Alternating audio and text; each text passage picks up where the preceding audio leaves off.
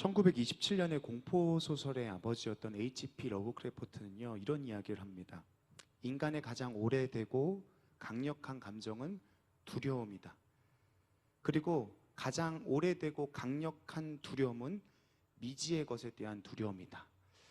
두려움에 대한 이야기를 하고 있죠.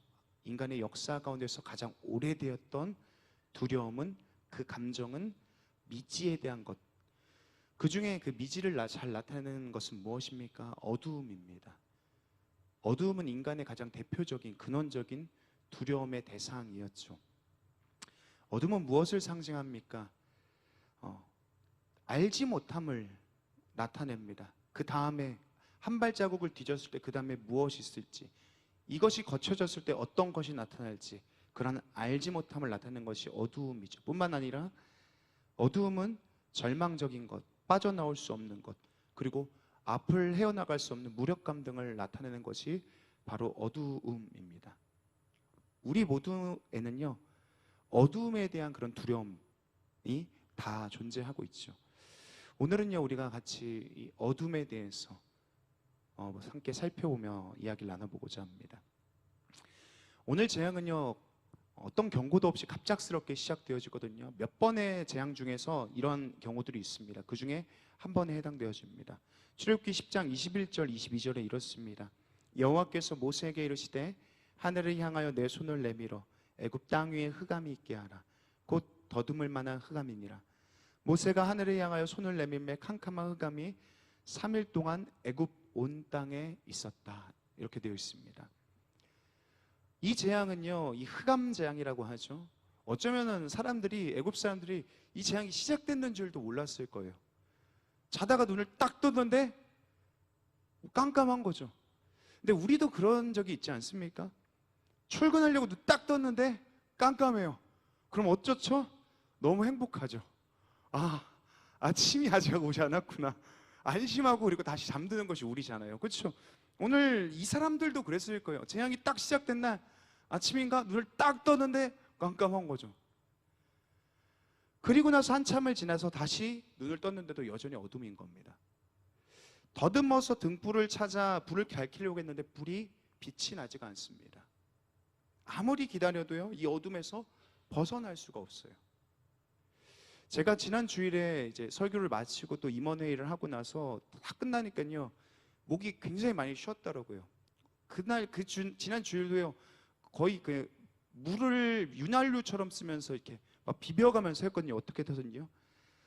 그러니까 그렇게 막 상한 상태에서 그 다음날 일어나보니까 월요일 아침에 소리가 아예 안 나더라고요.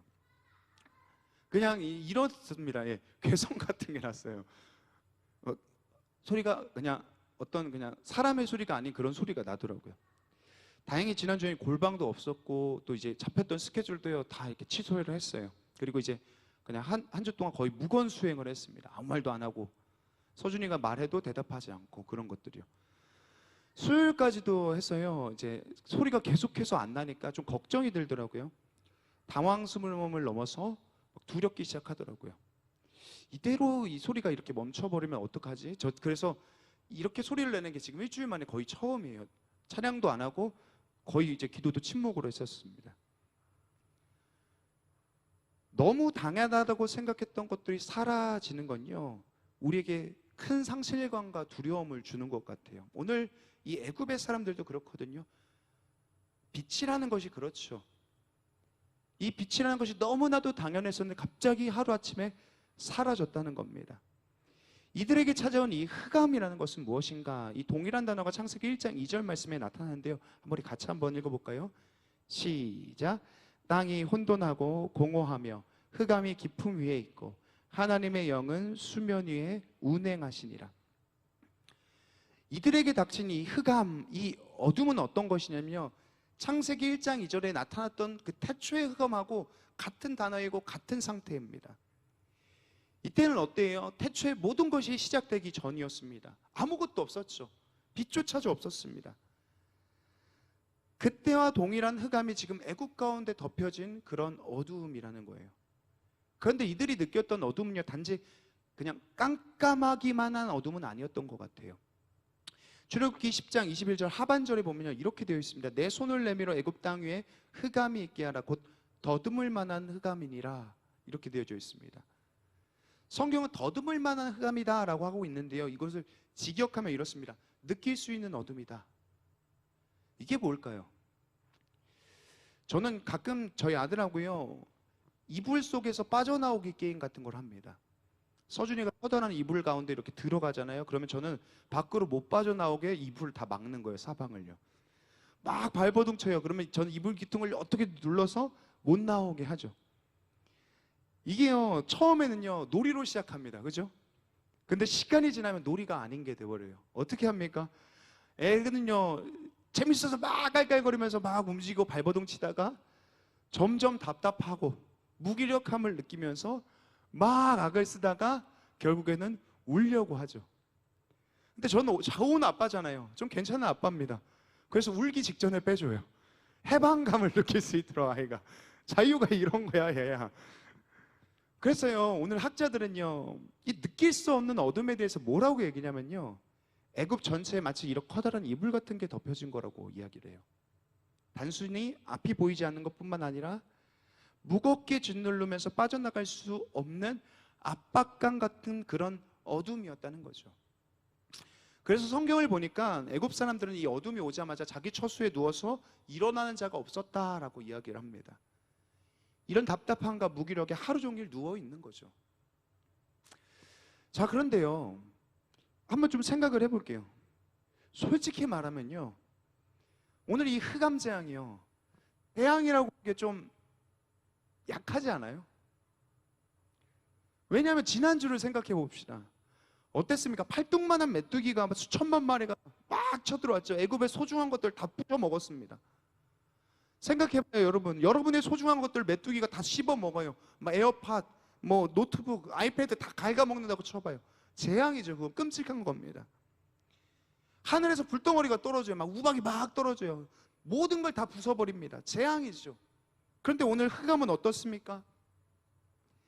지금까지의 것들에 비하면요, 어떤 삶에 직접적인 영향을 주는 것이나 피해를 주는, 고통을 주는 그러한 재앙은 아니라는 거죠. 뭐 한 두 번째 정도 재앙이면 좀 이해할 수 있을 것 같아요. 근데 지금 보면 9번째잖아요. 거의 마지막이잖아요. 그러면 한 이렇게 돼야 되는 거 아니에요? 한 불도 나오고 한 번개도 나오고 한 태풍도 몰아쳐서 좀 화끈하고 막 바로 막 정신 확 들게 막 이렇게 해줘야 되는 그런 재앙들이 나와야 되는 게 9번째 재앙 아니겠습니까? 오히려 우리 중에서는요, 누군가 이 흑암 재앙을 하면요, 너무 좋아할 것 같아요. 그죠? 직장인들이요, 흑캉스 같은 거 어때요? 그죠? 3일, 흑암 3일 재앙 딱 주면은, 내가 너무 좋아하면서 침대로 들어가는 거죠. 어쩔 수 없죠. 막 이러면서요. 흑캉스를 너무 행복하게 보낼 그런 사람들도 있을지 모르겠습니다. 어쨌든 이 재앙은요, 우리가 생각하는 것만큼 그렇게 막 어느 정도의 불편함은 있겠지만 삶에 치명적인 것 같진 않아 보여요. 그런데 오늘 바로와 애굽 사람들의 생각엔, 눈에는요, 이 어둠은 전혀 그렇지 않았던 것 같아요. 왜냐하면 그들의 세계관 속에서 어둠이라는 것은요, 곧 죽음을 나타내거든요.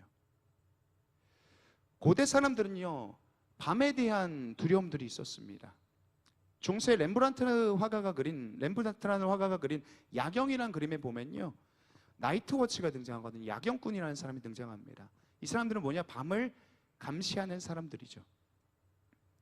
그들에게 있어서 밤이라는 것은요, 경계해야 될 대상이었습니다. 밤에는 죽음이 있고 귀신이 존재하고 도둑들이 들끓는 곳이었으니까요. 지금처럼 밤에 어두울 때 밖을 나간다는 것은요, 상상할 수도 없는 때였죠. 그런데 그 어느 때보다 깊고 어두운 밤이 계속해서 지속되는 겁니다. 그래서 지나간 재앙들보다 이 흑암이 주는 공포감, 두려움들은요, 그 어느 때보다도 강했을 거예요.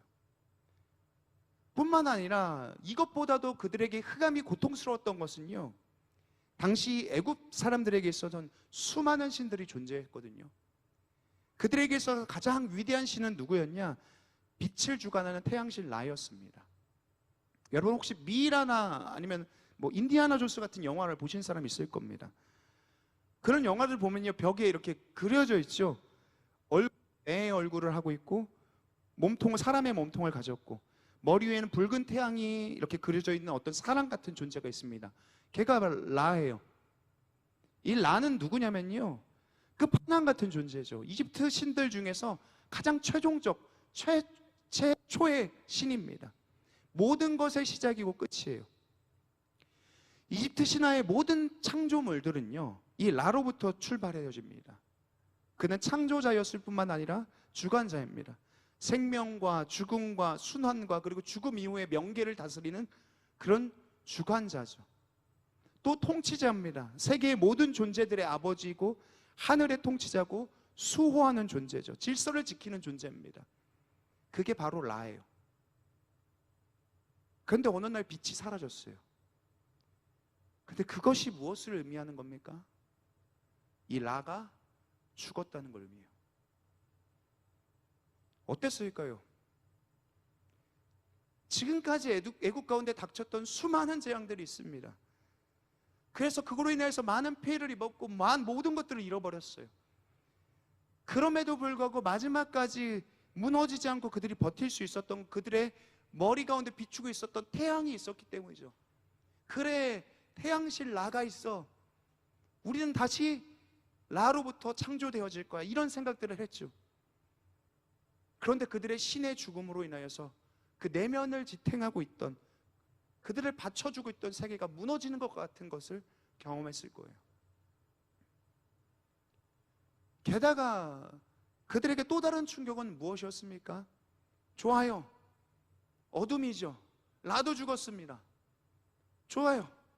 그런데 그들에게 또 찾아온 충격은 어떤 것이냐? 애굽의 모든 빛은 다 사라졌는데 저 고센 땅에만 빛이 있는 거예요.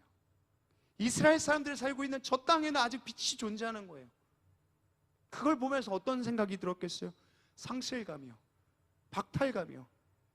그들이 노예로 삼는 사람들이잖아요. 개처럼 취급하던 민족이었잖아요.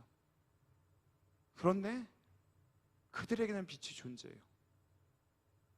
그래서 사람들은 그냥 누워있는 게 할 수 있는 전부였습니다.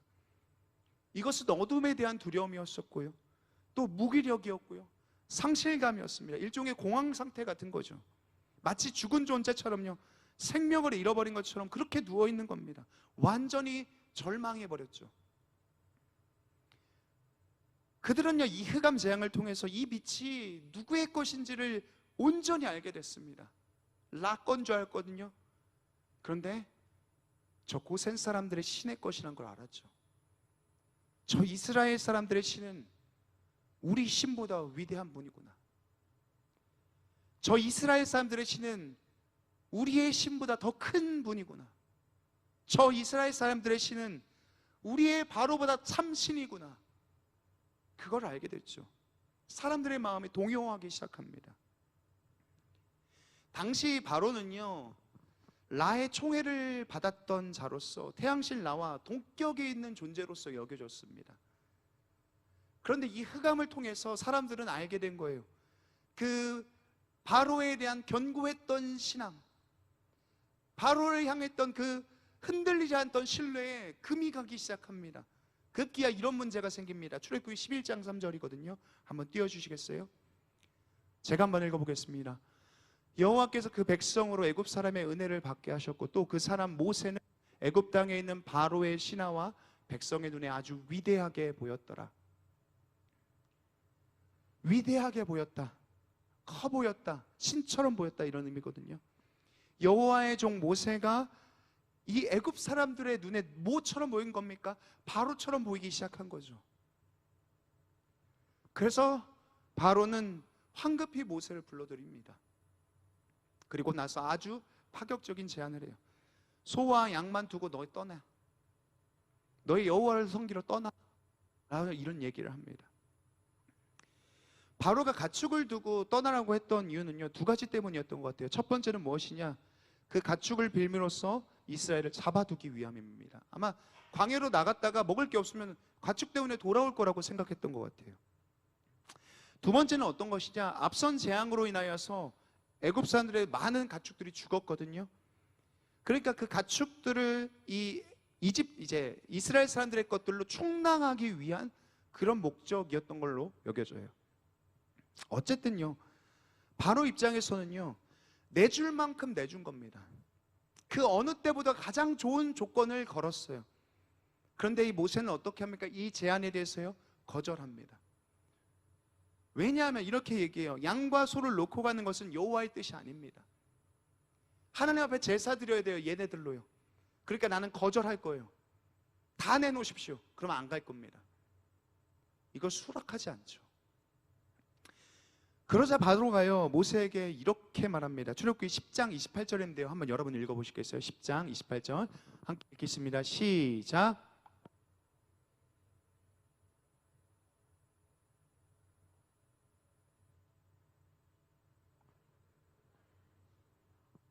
무슨 말을 하고 있습니까?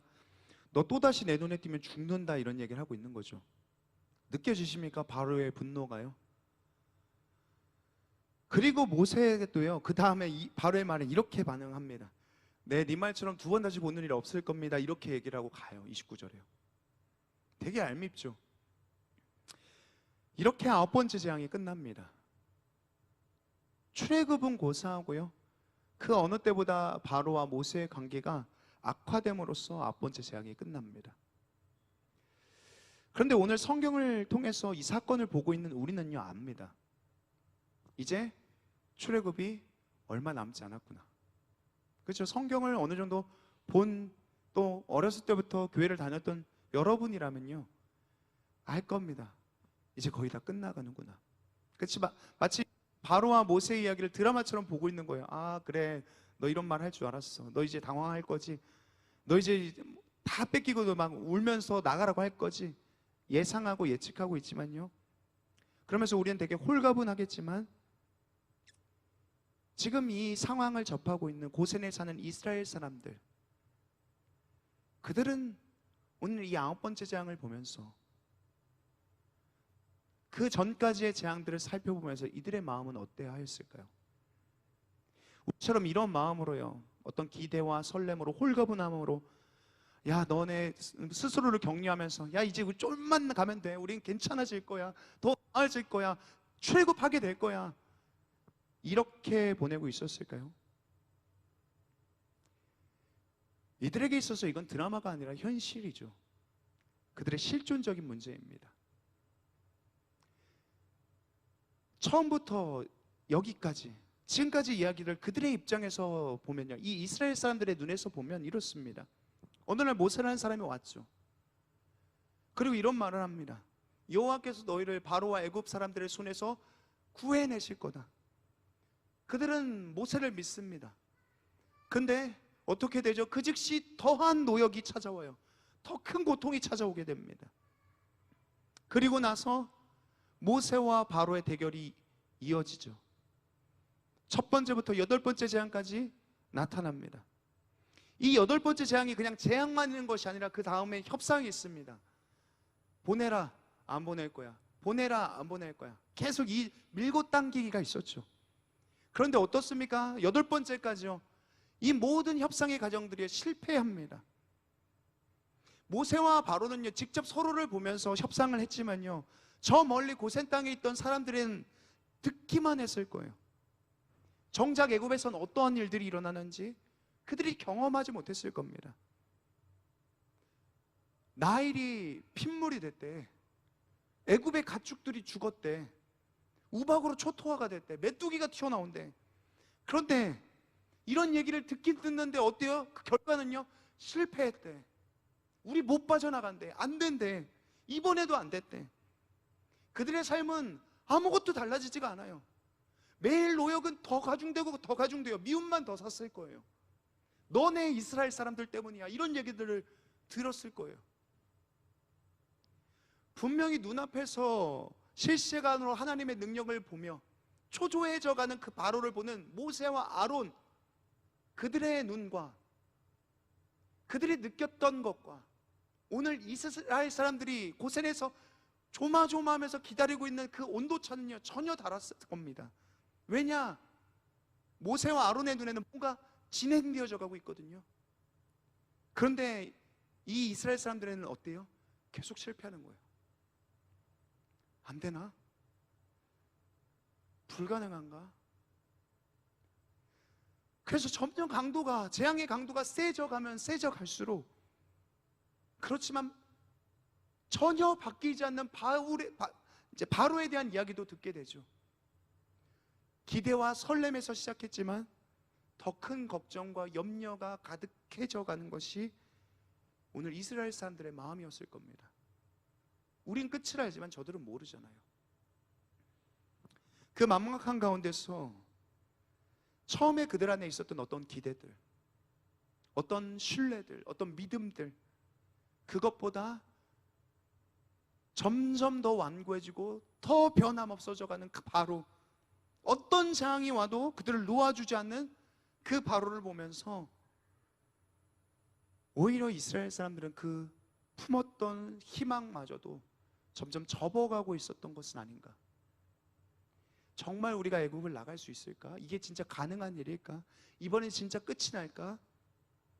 그럼 두려움과 불신 속에서 그들은 매일매일을 기다리고 있었지 않았을까요?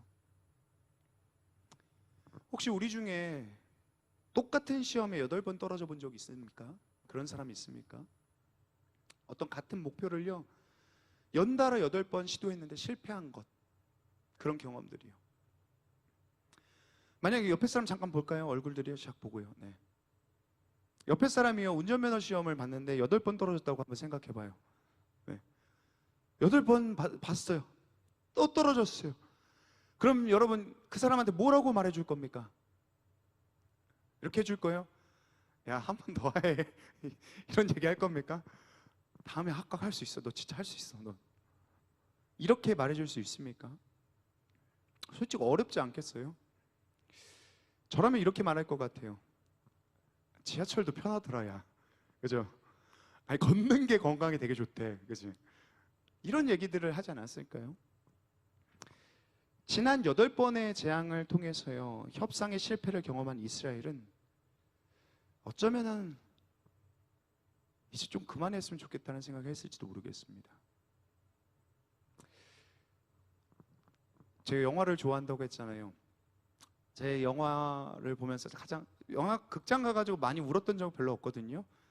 근데 최근에 극장에 가서 울었던 적은 이제 귀멸의 칼날을 보면서 한번 울었고요. 네. 되게 감동적이에요. 이제 무한열차 보면 되게 눈물이 납니다. 그 전에 눈물 났던 건 어떤 거냐면 어벤져스 엔드게임을 보면서 눈물이 났었습니다. 어벤져스 어셈블 할 때 그때 막 울었어요. 네. 여러분 보셨죠? 어벤져스 엔드게임의 이야기를 아실 겁니다. 타노스라는 악당이 지구의 절반을 이걸로 날려보내죠. 사람들을요, 다. 그 일로 온 지구의 소중한 사람들을 잃고 나서 지구는 무력감과 상실감에 빠져서 살아갑니다. 그 후로 많은 시간이 지났잖아요.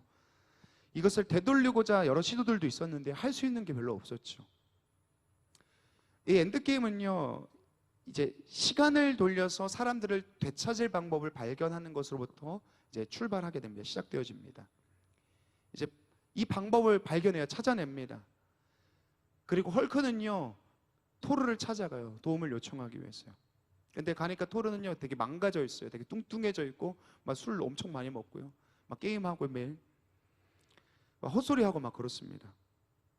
왜냐하면 토르는 마지막 순간에 타노스를 이렇게 막아내지 못했다는 그 죄책감에 빠져 있었거든요.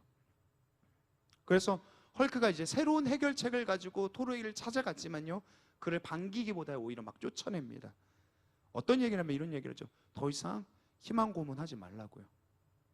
더 이상 나를 괴롭히지 말라고요. 절망 속에서 희망은 필요합니다. 그렇지만 누군가에게 이 절망이 계속해서 반복되어지고 또 반복되고 또 반복되고 또 실패하고, 그렇다면 누가 감히 가가지고 그 사람한테 희망을 말하기 너무 어렵죠. 힘내라, 잘 될 거야, 이번엔 될 거야.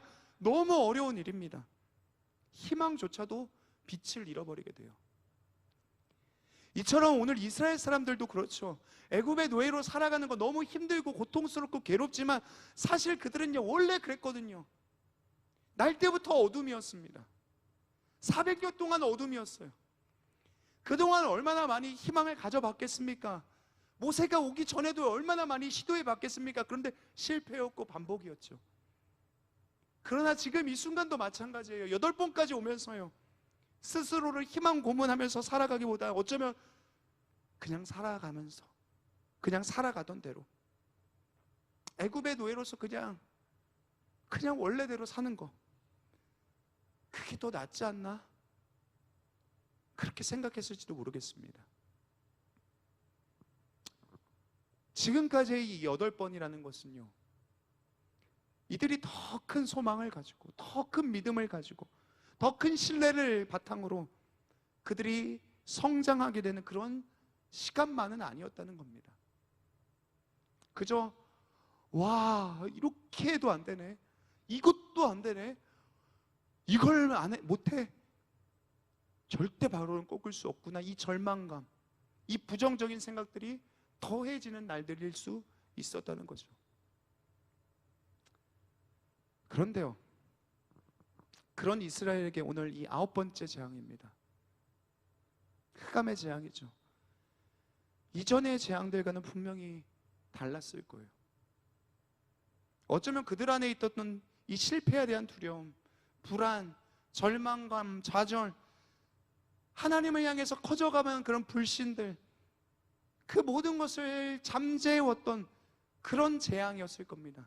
왜냐하면요, 애굽에겐 그들이 한 번도 경험해보지 못했던 3일 동안 어둠이 있던 그런 시간이었지만, 이스라엘에게 있어서는요, 이 순간에도 여전히 빛이 그들을 계속해서 비추고 있다는 것을 깨닫게 되는 순간이었으니까요. 오늘 이 흑암은요, 애굽에게 있어서는 재앙이지만 이스라엘에게는 어떤 메시지처럼 보입니다. 그것이 출애굽기 20장 23절에 있는데 우리 같이 한번 읽어보겠습니다. 그동안은 사람들이 서로 볼 수 없으며 자기 처소에 일어나는 자가 없으되 온 이스라엘 자손들이 거주하는 곳에는 빛이 있었더라.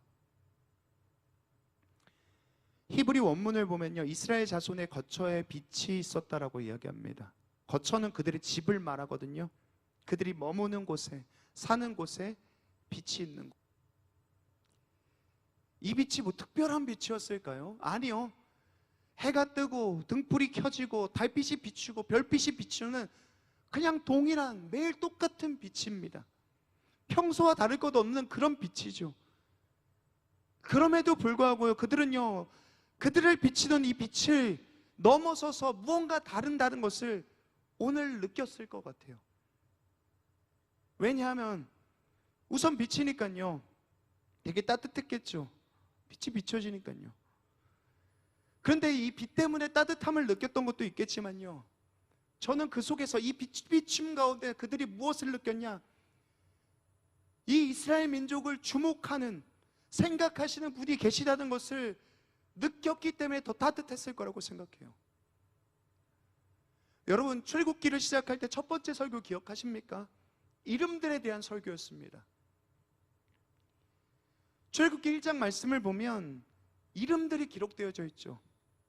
이 히브리 민족의 이름들입니다. 노예 민족의 이름들이죠. 이 이름들에는요, 아브라함과 하나님이 약속했던 오래된 약속이 있습니다. 내가 너로 큰 민족을 이룰 거야, 바다의 모래같이 할 거야, 하늘의 별과 같이 만들 거야, 이런 약속들이 있었어요. 그런데 이 약속이 시간이 오래 지납니다. 끝났다고 여겨져요. 모두가 잊혀졌다고 생각했던 그런 이름들입니다. 그런데 하나님은 어떻죠? 출애굽기 1장에 그 이름들을 새겨놓습니다. 왜 그렇습니까?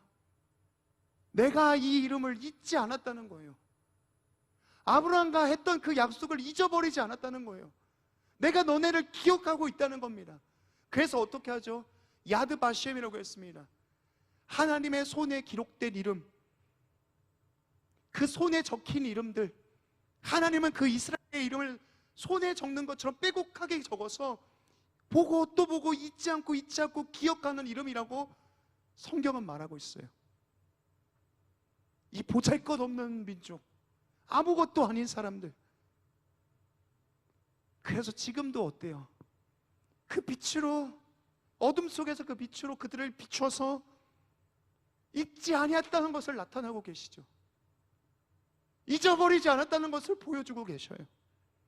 그 약속이 지켜질 거라는 거예요. 저는 이 장면을 생각해보면서 상상해보면서요, 어떤 한 장면이 떠올랐는데, 어떤 연극무대 같은 거죠. 다 암전되어 있어요. 근데 한 번도 주목받지 못했던 무명의 단역 배우가 스포트라이트를 받고 있는 장면이에요. 이 사람은 어리둥절하죠. 그는 한 번도 이 무대의 주인이 자기라고 생각해 본 적이 없던 사람입니다. 이 빛이 자기 거라고 생각해 본 적이 없어요.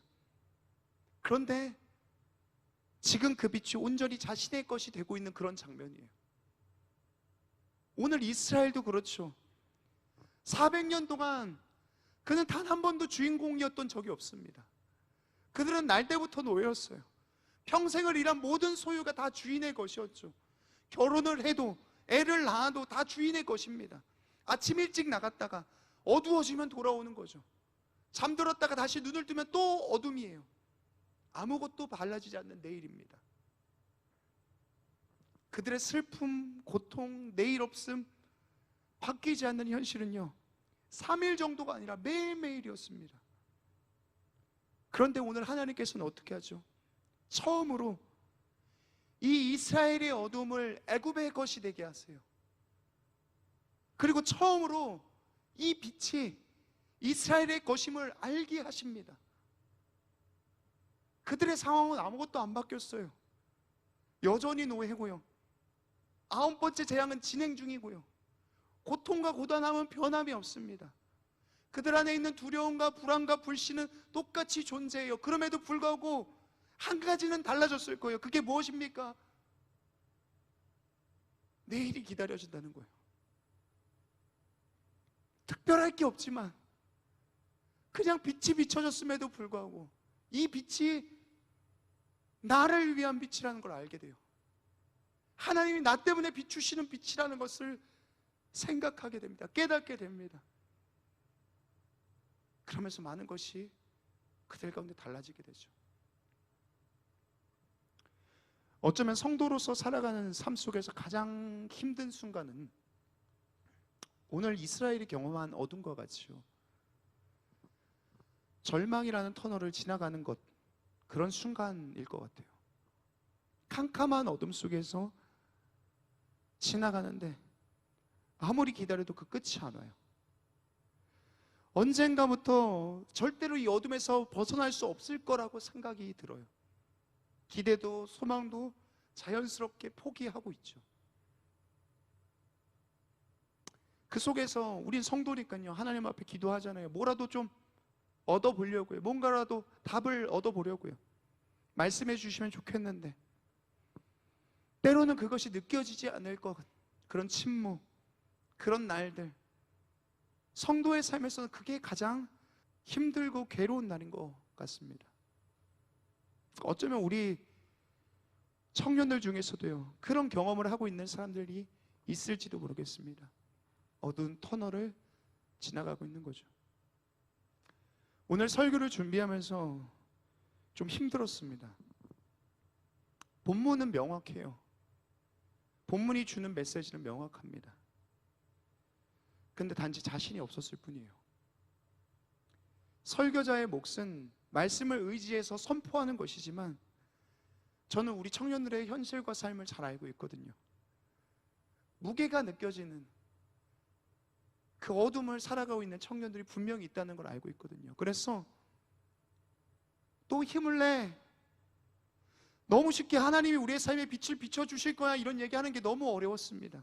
그런 말을 감히 하기가 힘들었어요.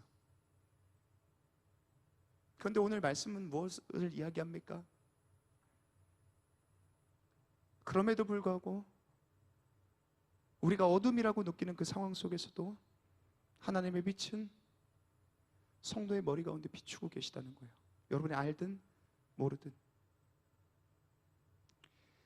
움베르토 에코의 미의 역사라는 책을 보면요, 이런 대목이 있습니다.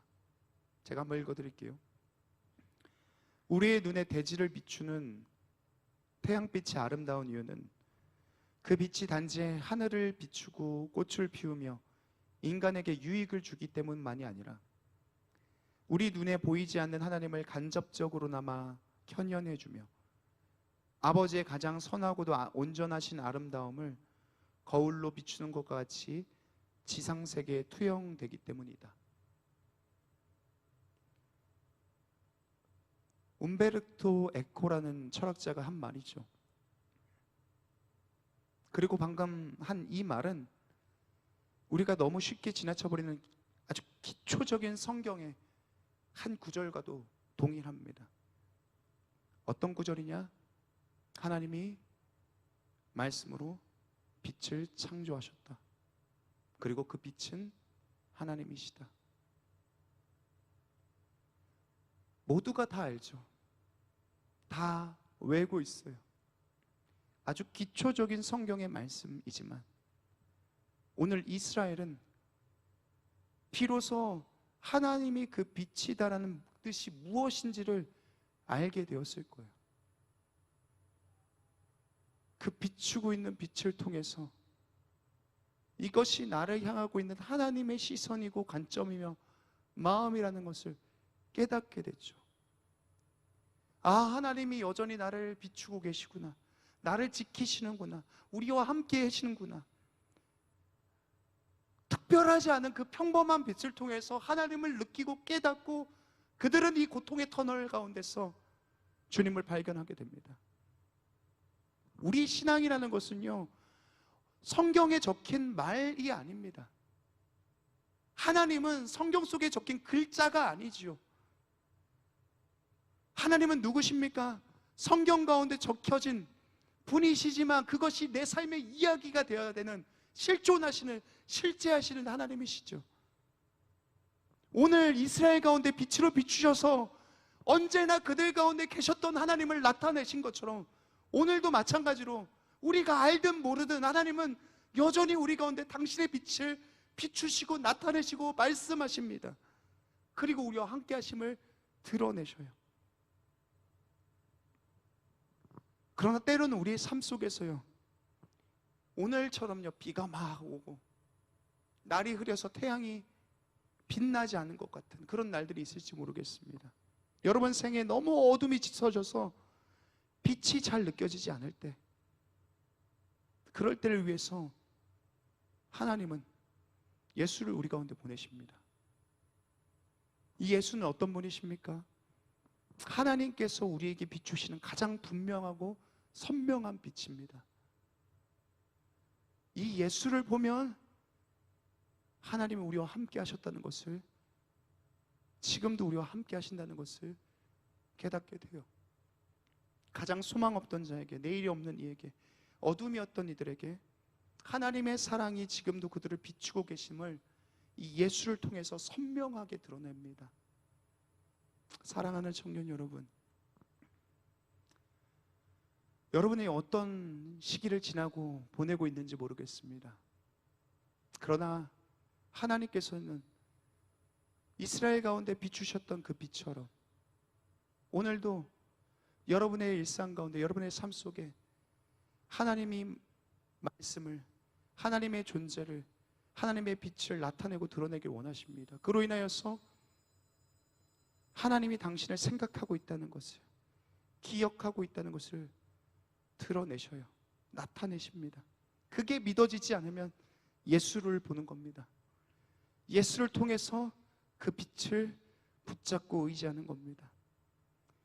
우리 삶에 나타나신, 그리고 지금도 지키시고 인도하시는 그 주님을요, 여러분의 삶 속에서 더 가까이 누리고 더 경험하시는 사랑하는 청년들과 제가 되길 간절히 축원합니다.